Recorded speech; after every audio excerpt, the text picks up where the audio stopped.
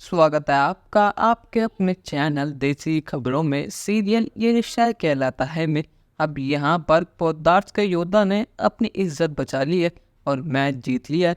पर लेकिन यहाँ पर रूही की हरकतों ने ये साफ बयां कर दिया है कि उसे अरमान से अभी भी प्यार है। यहाँ पर रोहित रूही को बार बार ऑब्जर्व कर रहा है कि रूही कैसे बार बार अरमान के पास जा रही थी मैच के दौरान, और घर आने के बाद भी रूही का सारा ध्यान सिर्फ और सिर्फ अरमान के ऊपर है। वो रोहित के लिए खाना लेकर आती है ताकि उसके बाद रोहित अपनी दवाई ले सके, पर लेकिन उसकी नज़रें सिर्फ और सिर्फ अरमान और अबीरा के ऊपर है।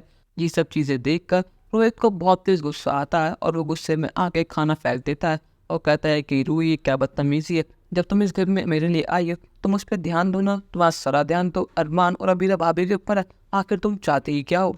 रूही अपने बचाव के लिए झूठ बोलती है। वो कहते हैं कि रोहित तुम गलत समझ रहे हो, ऐसा कुछ भी नहीं है, मैं बस कुछ और देख रही थी। रोहित कहता है कि अपने मुंह बंद रखो, और यहाँ पर रोहित कहता है कि अब मैं तुमसे डिवोर्स लेता हूँ।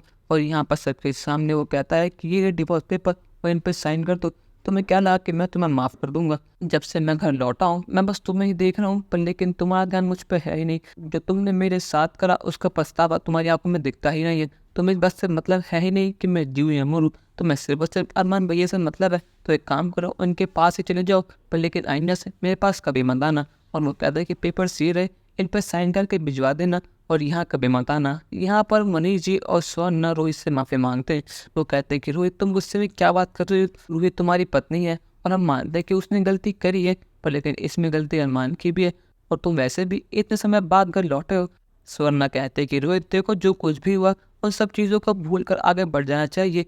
मनीष जी हाथ जोड़कर रोहित से माफ़ी मांगते हैं। वो कहते हैं कि बेटा मुझे माफ़ कर देना, रूही ने जो कुछ भी करा वो गलत तो है, पर लेकिन मैं वादा करता हूँ कि आइंदा से रूही से कुछ भी नहीं करेगी, रूही अरमान को देखेगी भी नहीं, जो तुम कहोगे रूही वही करेगी। प्लीज़ मेरे कहने पर अपने रिश्ते को एक मौका दो, उसके बाद जो तुम्हारा फैसला होगा उसे हम मान लेंगे। हम भाभी से कहते हैं कि रोहित ये तुम क्या कर रहे हो, तुम अच्छी तरह पता है कि आज तक इस परिवार में डिवोर्स नहीं हुआ, तो तुम क्या बात कर रहे हो।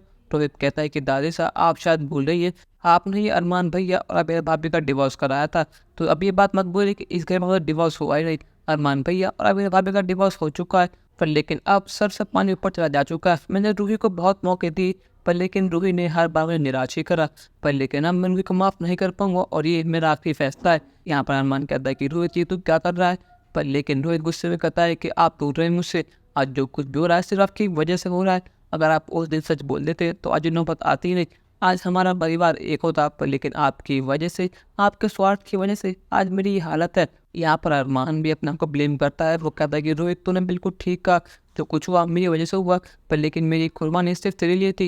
रोहित कहता है कि अपना ड्रामा बंद कीजिए, आपकी कुर्बानी का नाटक हम बहुत सुन चुके हैं, पर लेकिन अब बहुत हो चुका, अब जो मेरा मन करेगा मैं वो करूँगा।